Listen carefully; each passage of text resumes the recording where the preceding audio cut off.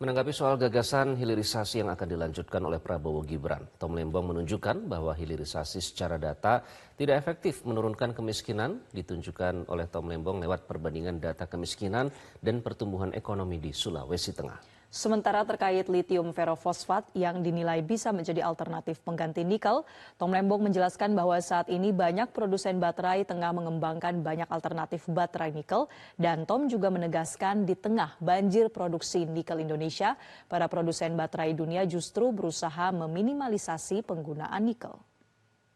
Ya, bahwa sebetulnya hilirisasi ini tidak begitu berdampak luas pada ekonomi. Ya, jadi misalnya Pak Luhut itu mengangkat mengenai hilirisasi ini efektif dalam menekan kemiskinan. Ya.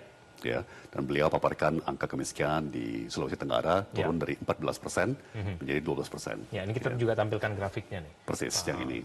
Jadi tapi kemiskinan di Sulawesi Tenggara tetap jauh di atas rata-rata tingkat kemiskinan nasional. Ya, di mana meskipun turun dari 14 menjadi 12, ya kan, nasional turun dari 11 menjadi 9. Ya kan? Ya. Jadi apa yang istimewa mengenai dampak pada kemiskinan daripada industri nikel di Sulawesi Tengah? Yang kedua, penurunan kemiskinan itu hanya dari 14 menjadi 12, sementara pertumbuhan ekonomi di Sulawesi Tengah ya itu sampai 30% per tahun. Ya kan, mungkin rata-ratanya antara 15 sampai 20%. Ya.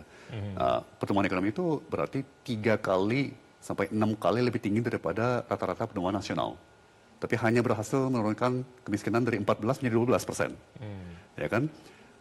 Ekspektasi saya kalau memang pembangunan industri di provinsi tersebut begitu berdampak besar yang positif, harusnya kemiskinan itu udah nggak ada, udah nol. Ya, karena sekali lagi cuan yang begitu besar, ya 500 triliun, ya kan, kok masih ada kemiskinan di Sulawesi Tenggara. Ya, jadi itu sebuah mitos yang juga mungkin perlu kita evaluasi kembali.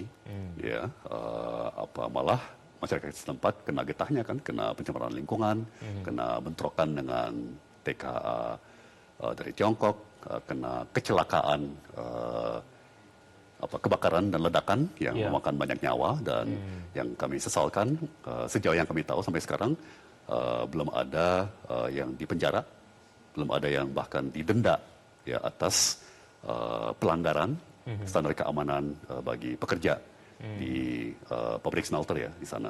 Ya kan, jadi ini kenapa pentingnya perubahan ya, sehingga kita bisa mengembalikan yang namanya akuntabilitas. Kalau ada kecelakaan harus ada yang bertanggung jawab. Ya, kalau ada konsekuensi negatif harus ada yang bertanggung jawab. Apakah melalui denda, apakah melalui tindakan hukum ya. Seperti biasa kebenaran ada di tengah, ya kan. Tentunya nikel tidak akan ditinggalkan. Ya, misalnya untuk baterai yang harus padat, ya seperti baterai HP atau baterai elektronik, seperti tablet, itu densitas energi yang bisa disimpan memang tinggi untuk baterai nikel. Ya. Tapi misalnya mobil itu punya ruang lebih. Ya, tidak harus kecil padat seperti HP atau tablet atau bahkan laptop. Jadi ada lebih banyak ruang, dan tren yang saya lihat semakin banyak mobil akan bergeser ke baterai LFP. Ya. Karena LFP itu lebih murah, ya, memang tidak sekuat baterai nikel, ya, tapi baterai nikel itu lebih mahal. Mobil yang mahal, yang premium mungkin akan terus menggunakan baterai nikel, sementara banyakkan mobil lain akan bergeser ke lithium ferofosfat ya, dan kemudian belum tersebut selama ini ya, Mas Egan.